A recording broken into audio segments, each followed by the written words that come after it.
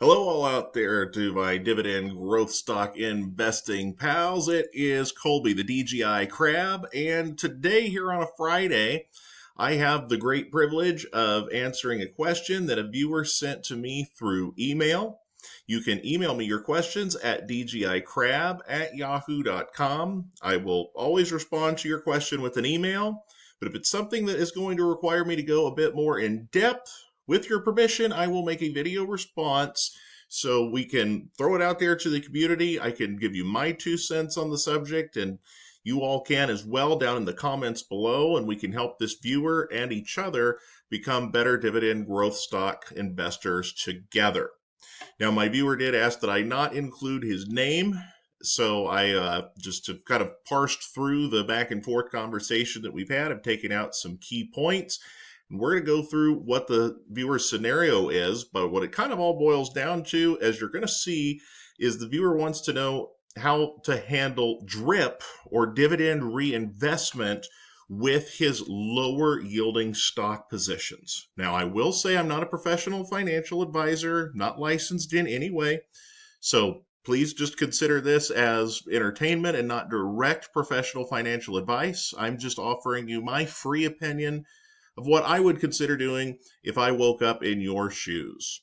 All right, so the scenario that we're going to go through here with our viewer, just to give you all some basic information here, this person is 48 years old. He is unmarried and does not have any children. There's not a lot of familial financial responsibilities there, at least. Now, unfortunately, the viewer just told me that he's hated his career for quite a while now and is desperate to retire with dividends. Well, I think that we all can share in that a little bit. Whether you love your career, hate your career, or you fall somewhere in the middle, we all want to eventually retire off of our dividend stocks, or at the very least have enough coming in from that dividend income to give us some options. So maybe even if we can't fully retire off of those dividends, we could cut back on how much that we're working or do a career change, maybe take a risk, do something that might pay a little bit less than what you're currently making, and to try to find something that might be a little more enjoyable because you'll have some dividend income there that you can use. Now, my viewer has, I'm not going to share the full portfolio, and he didn't give me his full spreadsheet either, but he gave me enough detail that we could have a pretty good lay of the land. He's got a very quality collection of holdings. Not any major yield traps sitting in there just yet, despite the scenario of him really being desperate to juice that dividend income. So far, so good. So the holdings breakdown, about 70% of the portfolio is made up of SPY, S&P 500 ETF, SCHD, JEPI, and then Microsoft, Apple, J&J, Procter & Gamble, Exxon, Chevron, and Verizon. Love this group of holdings, 100%. 6 of those 7 individual single stocks are part of the 60 stocks that this channel focuses on. And the only one that I don't include in my personal 60 favorites is Apple. The reason for that is it's a very low yielding stock, but the dividend yield also doesn't grow very quickly either. So we've got like a 0.4, 0.5% dividend yield, which if that was going to grow 15 or 20% a year, then that wouldn't be a bad holding for your tier 1 investor, those younger 18 to 30-year-old folks. But Apple typically only grows that dividend by like 4 to 6% a year. So it definitely is a great stock, but not necessarily a good one if you're trying to live off of your dividends. The remaining positions in the portfolio are just a bunch of small holdings that are either new-ish, that the viewer kind of just recently, within the last year or so, started to try to build up a position in, or there's some things that he's had in there for a while now that he doesn't necessarily have a really high conviction on one way or the other. The portfolio in total right now is yielding $25,146 a year, which is a pretty nice place to be, especially with this particular group of holdings. The only 2 things in that group of his top 10 holdings that are high yield but very slow growth would be JEPI and Verizon, but those are both very quality holdings as well. So I could see the viewers kind of hit this milestone of yielding $25,000 a year in dividends. And when you hit a big milestone like that, you realize that you're getting a lot closer to that goal of financial freedom. But $25,000 a year, that's probably not going to be enough for most anybody to live on comfortably in their retirement.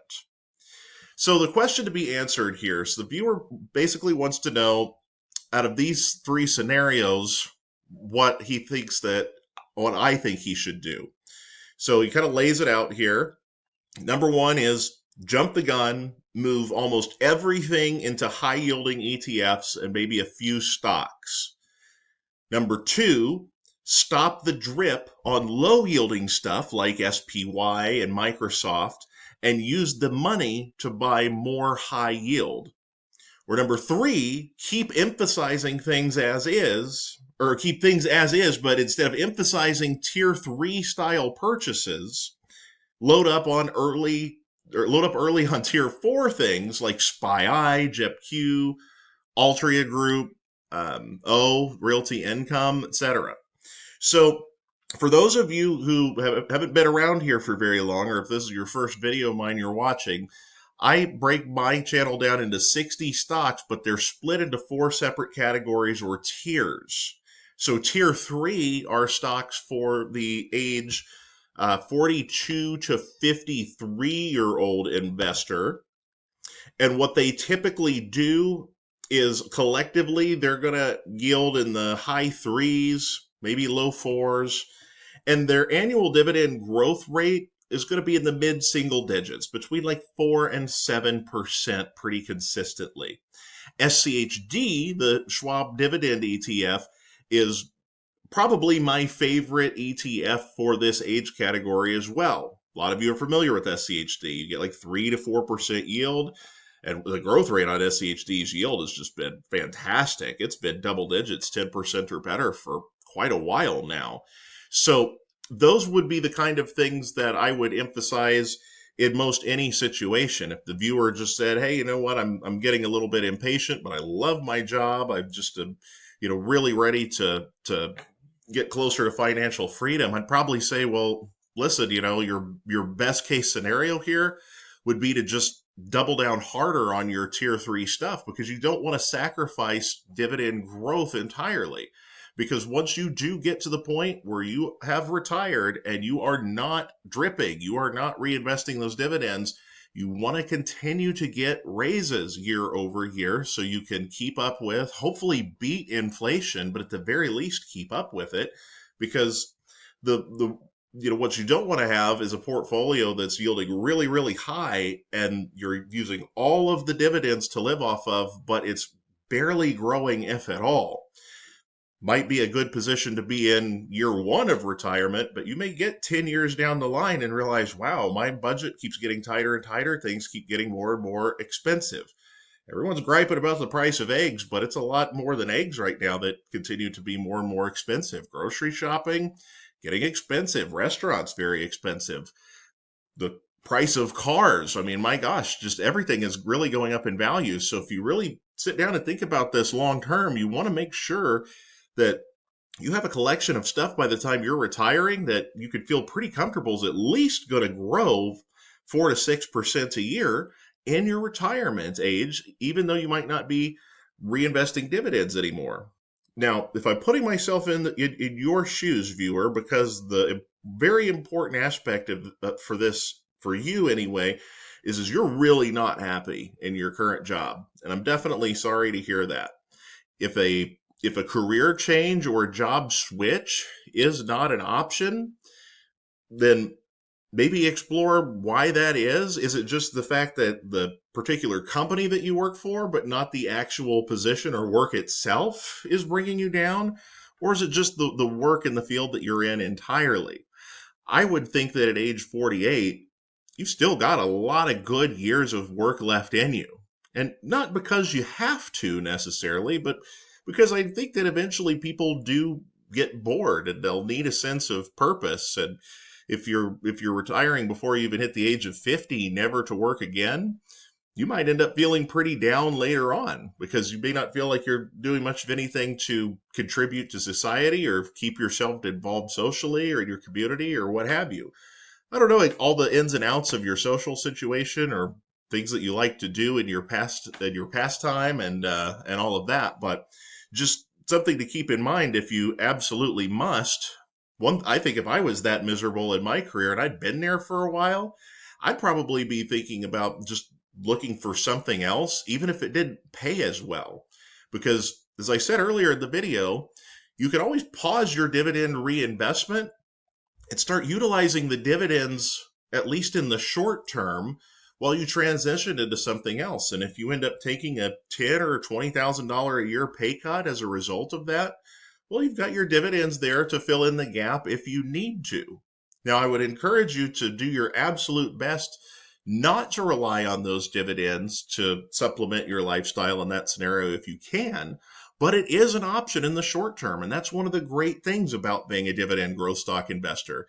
You don't necessarily have to sell off shares of anything, whether the market's up or down, in order to fund your lifestyle, even if it's just temporarily. Now, as for the three scenarios that you laid out here, if we go back in here, I think that I would probably lean more toward number two as what I would do. So I wouldn't want to do number one and just sell off all of your Microsoft and your J&J and your SCHD and all of that stuff and just start moving it into higher yielding stuff like SPY, JEPQ, Altria, etc. Nothing wrong with those higher yielding holdings, but I don't think you're going to get a lot of dividend growth out of them. And 48, man, you got a lot of time left in the market to live off of those dividends. So I think that I would be more inclined, at least as something to maybe help you feel like you're getting there faster, is you could turn off the drip on your Microsoft, your SPY, your Apple, take the cash, and start moving that more into higher yielding things. Now, personally, I would still be emphasizing the tier 3 stuff if I could. Get you some more SCHD, some more J&J when it's cheap. Things like Pepsi right now look great, that yielding in the 4% plus range. And that should all be stuff that should continue to grow year over year. Now, your third option, um, moving on from tier 3 style investing and getting into more tier 4 style investing, where you're just directly putting your income into the high yielding stuff right now, you could potentially do that. But if you did number 3, I wouldn't recommend at that point doing number 2. I'd want to keep my higher growth positions just sitting there dripping and growing while you were using your active income to start building up the higher yield tier 4 positions in your scenario. I wouldn't combine the two. Now, I don't know what the exact dollar amount is in your portfolio that you have in Apple, but and again, this is nothing against Apple, but if it was my personal portfolio as a dividend growth stock investor, I would probably take the opportunity to cash out of that position. It's not a stock as of today that's remarkably undervalued at all. It very seldomly ever is. But you could certainly take that money and either A, live off of the proceeds of that sale for as long as possible while continuing to reinvest your dividends along the way in the other positions that you have. Or if you wanted to just kind of keep everything in the dividend realm, you could turn that Apple position into a large SPY position, and that might really juice your income. Again, I don't know the exact dollar amount that you have in Apple, but if there's enough of it there, you could do an Apple for SPY swap or an Apple for JEPQ swap, something like that. And that might, in one fell swoop, jump your total yield from 25K up to 30K or more. And you could consider doing something like that with Microsoft as well if you really wanted to, but I think I would continue to try to stay the course, maybe look at getting into a different job, because even if you can't invest as much at that point anymore, or you have to short term live off of your dividends for a few months until you readjust your budget, long term, I think that'll make you more happy personally. But I think option 2 is probably the most reasonable for now. Don't reinvest the drip into the low yielding stuff and start moving that into things that at least yield 3 or 4%, and that'll maybe get you there faster. Let me know what you guys think down in the comments below.